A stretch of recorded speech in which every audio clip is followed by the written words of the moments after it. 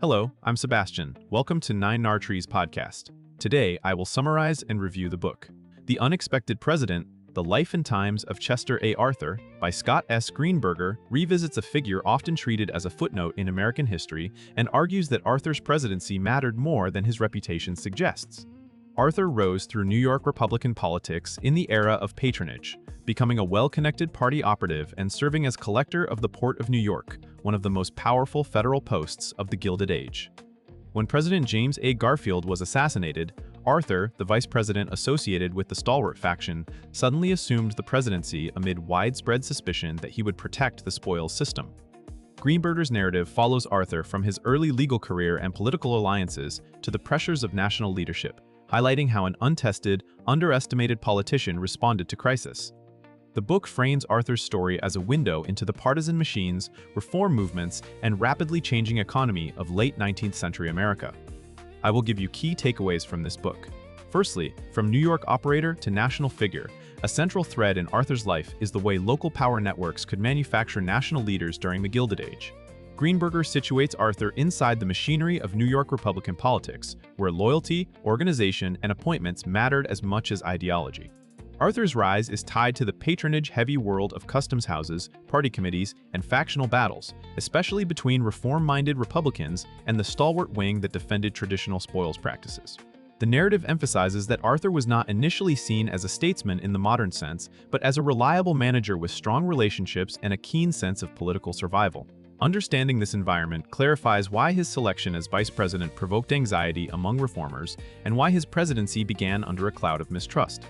This topic also underscores how Arthur's early career, including his work as a lawyer and his cultivation of influential allies, prepared him to navigate the pressures of Washington even if it did not obviously prepare him to lead the country.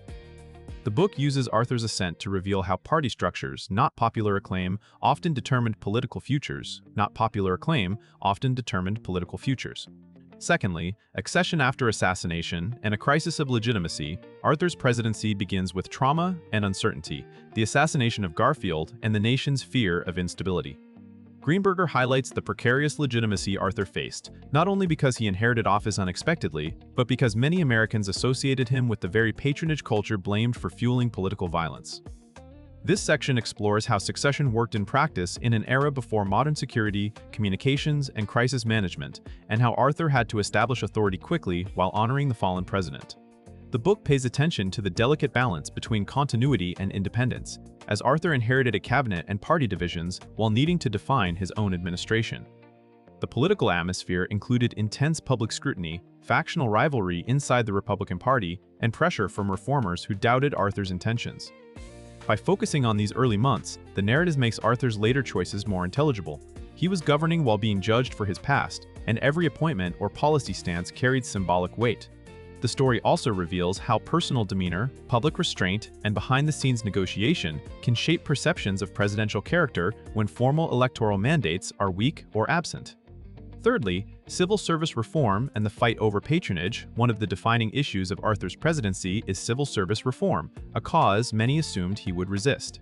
Greenberger examines the political and moral stakes of moving from a spoils-based system toward merit-based appointments, using the period's scandals and factional warfare to show why reform became unavoidable.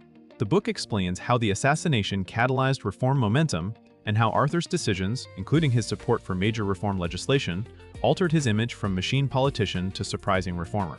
This topic is not presented as a simple conversion story, but as a complex negotiation among principle, public pressure, party strategy, and institutional necessity.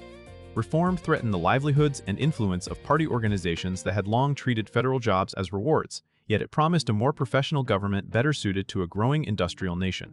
Greenberger outlines how implementing reform created new political incentives and new conflicts, since limiting patronage reshaped fundraising, party discipline, and campaign operations.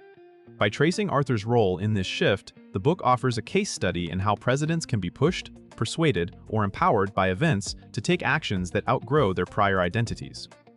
Fourthly, immigration, national identity, and the limits of inclusion. Greenberger places Arthur's administration within a period of intense debate about immigration and national identity, when economic anxiety and racial prejudice influenced federal policy.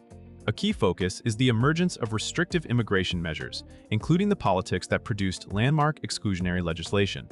The book explores how Congress, regional interests, labor concerns, and prevailing attitudes combine to narrow the meaning of who could be welcomed into the United States. Arthur's decisions are presented as part of a broader struggle over federal authority, diplomatic consequences, and domestic coalition building rather than as isolated executive preferences. This topic also highlights how the federal government's role was expanding. Immigration policy, once largely managed through local and state practices, was becoming a national question with long-term implications. Greenberger uses the era's debates to illustrate the tension between economic growth fueled by immigration and the nativist demand for control and restriction. The result is a nuanced view of Arthur navigating competing pressures, showing how presidential leadership can both shape and be constrained by congressional action and popular sentiment.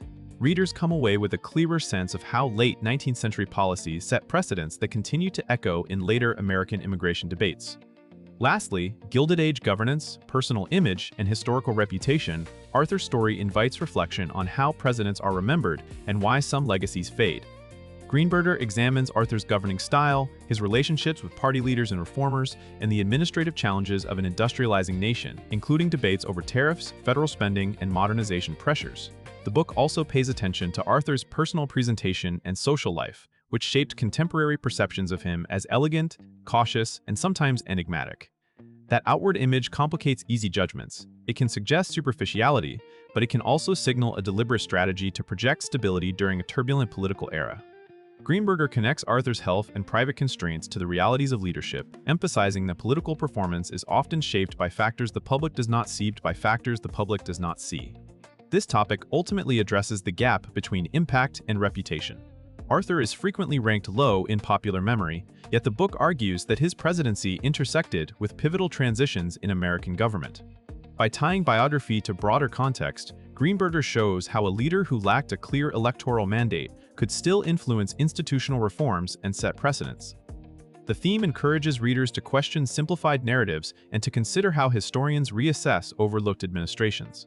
In conclusion, this book suits readers who enjoy presidential biography, Gilded Age politics, and American institutional history, especially anyone curious about leaders who governed in the shadow of larger names. It is also valuable for students and general history readers who want a clear narrative that connects personal career, party factions, and national turning points without treating politics as abstract. The benefits are practical as well as historical. Arthur's trajectory illustrates how reputations can change, how systems constrain individuals, and how reform often arrives through compromise rather than purity. That perspective can sharpen a reader's understanding of modern debates about government professionalism, corruption, immigration policy, and the power of political machines. Compared with similar books that focus primarily on the most famous 19th century presidents, Greenberger's work stands out by making a strong case for why an underestimated figure matters and by using Arthur's life to explain the mechanics of the era. It offers an engaging way to learn how succession crises, party infighting, and policy choices interact, and it makes the argument that studying overlooked presidents can reveal the hidden gears of American democracy. For readers seeking fresh angles on familiar periods, it is worth buying. If you would like to support Scott S. Greenberger, you can buy the book through the Amazon link I've provided in the podcast description. After reading the book, please let me know what you think and share your thoughts. See you around.